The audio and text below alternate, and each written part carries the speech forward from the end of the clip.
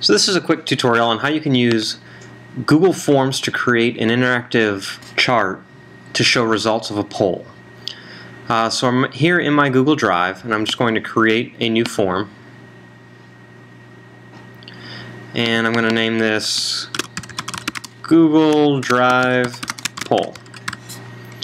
And we're just going to do one question here, make this really simple.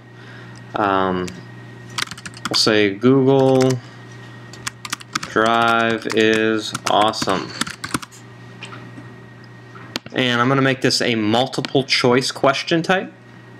And option 1 is going to be yes, and option 2 is going to be no. Make this really simple. And let's click done. So we have our question. Now they automatically start you with 2 questions, so we're going to go ahead and just hit the trash on question 2 because we don't need that one. And our poll is created. So let's go ahead and close out of this window. And now that we're back in Google Drive, you'll see I have a new spreadsheet in here called Google Drive Poll. So let's click on this. And I'm going to set up a little formula that's going to take 2 rows right here. And I don't want my data that comes in from the poll to interfere with that, so this part's a little tricky, but what we're going to do is we're just going to enter some blank data right here that I know my chart won't calculate. And so what I'm going to do here to calculate my results is we could have a result of yes, or we could have a result of no. And up here we're just going to call this the number of votes, because what we're going to do is calculate the number of people who voted yes and calculate the number of people who voted no. So to do this calculation, we're going to insert a COUNTIF formula. If you're familiar with Excel, this should look really familiar. We're going to put equal to COUNTIF, and then if you take a look at the suggestion here, you just have to put in parentheses your range and your criteria. So we're going to open parentheses, and our range is going to be the entire B column, so anything that comes into the B column. So I'm just going to put B colon B. That's going to calculate the entire column. So I'll put a comma in there, and now we're going to put our criteria. And in this case, anything that equals yes. So since it's a word, we're going to start quotation marks, type in yes, end quotation marks, and close our parentheses. When we press return, we should get the value of 0, because so far there are no yeses in there.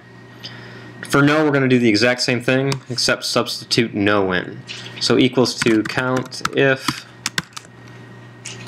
parentheses, B colon B, comma, open my quotes again, no, close quotes, close parentheses. And when I press return, again we have 0. So now what that should do is all of our yeses will be counted here and all of our nos will be counted here. So we want to graph that. So I'm going to highlight this whole area. And there's 2 places I can go. I can go to Insert Chart, or there's an Insert Chart button right here at the top. So let's just click on that. And right now it's going to give me the recommendations of types of charts that will work well right down here. Pie chart, bar chart, column chart. We can use any one of these. If none of these fit your criteria, you can click here and go to the other chart types.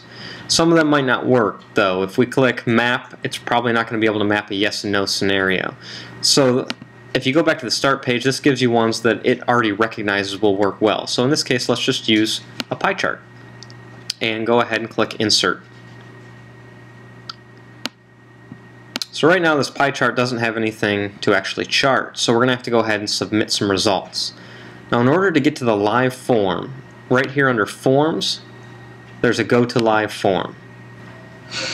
So there are other ways that you can share this information, but what I like to do is actually just pull this link right here and I'll copy it and paste it to people that I want to be able to go ahead and take this poll. But let's move this off to the side so we can see what's happening on our spreadsheet as we do this. So we're going to move that into its own window, and I'm just going to make this window smaller for demonstrational purposes here.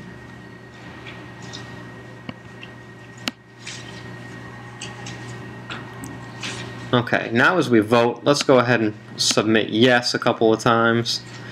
And you can see it's already calculating. We have a yes answer, and we have 1 yes. However, we still don't have anything in the pie chart. Let's go ahead and submit a couple more.